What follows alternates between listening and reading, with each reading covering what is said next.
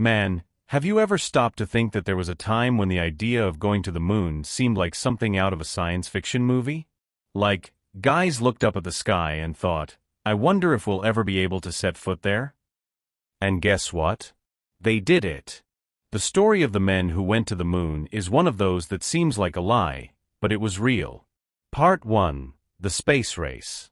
So look, it all started back in the 50s and 60s, when the world was in a climate of great rivalry, you know? The US and the Soviet Union were always poking each other to see who was the most powerful, and this dispute ended up in space. The Soviets started with everything. They sent the first satellite, the famous Sputnik, and not satisfied, they also put the first living being into orbit, the little dog Laika, yes, an astronaut dog, poor thing. But the height of the take that, Americans, was when they sent the first man into space, Yuri Gagarin. The guy took a little trip around the Earth and came back, as if it were the most normal thing in the world, and the Americans were stung, right? Imagine the humiliation.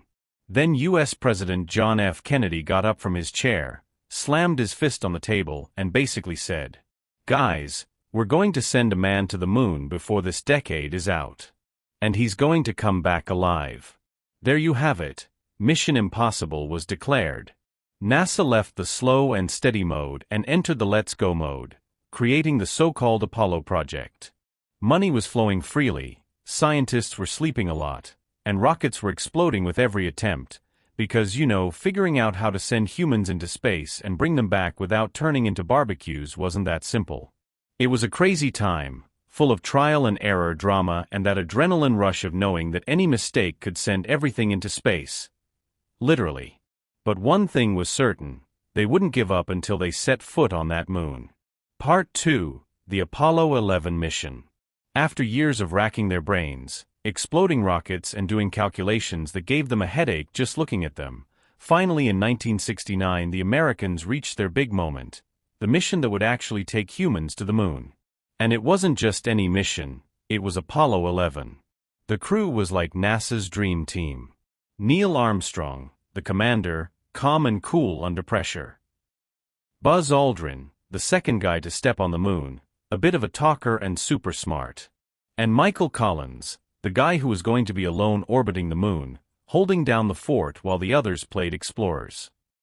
On July 16, 1969, they boarded the Saturn V rocket, which, if you look at the photos, looks more like a giant metal tower than a means of transportation. When the countdown reached 0, the thing exploded in a sea of smoke and fire and tore through the sky, leaving everyone down here with their hearts in their mouths. 4 days later, on July 20th, the lunar module, called Eagle, finally separated from the main spacecraft and began its descent. Boy, was that a tense moment. Fuel was running low, sensors were failing, and Armstrong was piloting manually because the computer was freaking out. When he finally landed, he said the most calming thing in the galaxy. The Eagle has landed. And then came the historic moment that everyone knows. Armstrong climbed down the ladder, set foot on the surface of the moon and uttered that epic, rehearsed, movie-like phrase. That's one small step for a man, one giant leap for mankind. Soon after, Aldrin also came down, and the two of them walked around, planting the American flag. Spoiler, it fluttered because it had a pole, not wind, okay? Taking photos, collecting rocks and leaving a bunch of footprints that, to this day, are still there, since there is no wind or rain on the moon to erase them. Meanwhile, poor Michael Collins was left alone in the spaceship, orbiting the moon like a ride-sharing driver waiting for his passenger to return. Just think about the level of loneliness. The guy went all the way there and didn't step foot on the moon. But it was thanks to him that the two of them managed to return safely. Part 3. The Return and the Legacy. After walking, jumping, taking stylish photos and collecting some souvenir-looking rocks, Armstrong and Aldrin re-entered the Eagle module. And you think it's over? No way. They still had to take off from the moon, which, let's face it, is the part that everyone pretends will work, but no one is 100% sure about. The engine worked perfectly, thanks to the engineering gods, and they managed to return to the main ship, where Michael Collins was still waiting steady and strong, after circling the moon alone 30 times, probably already talking to the walls. Once everyone was reunited in the capsule, It was time for the journey home.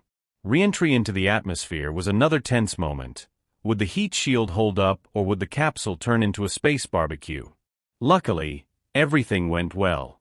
They crashed into the Pacific Ocean, were rescued by an aircraft carrier, treated like true heroes, and of course, put straight into quarantine. Yes, the guys had returned from the moon, and the fear was that they had brought some alien bacteria with them as a gift. After the quarantine ended, they went on tour, gave interviews, were received like celebrities, and made history. And the craziest thing? After Apollo 11, NASA sent 6 more missions to the moon, of which 5 actually landed, each one collecting more data and leaving new equipment there. But over time, public and government interest waned. The world kind of thought, "Oh cool, we've been to the moon. Next." From then on, the space race cooled down and the focus shifted to space stations, telescopes, and more recently, probes and robots on Mars. But that little step taken by Armstrong marked not only the surface of the moon, but also the history of humanity. And to this day, every time someone looks up at the sky at night, it's impossible not to think, wow, people once walked there. So that's today's video. If you liked it, subscribe to the channel so you don't miss the next videos. See you in the next story.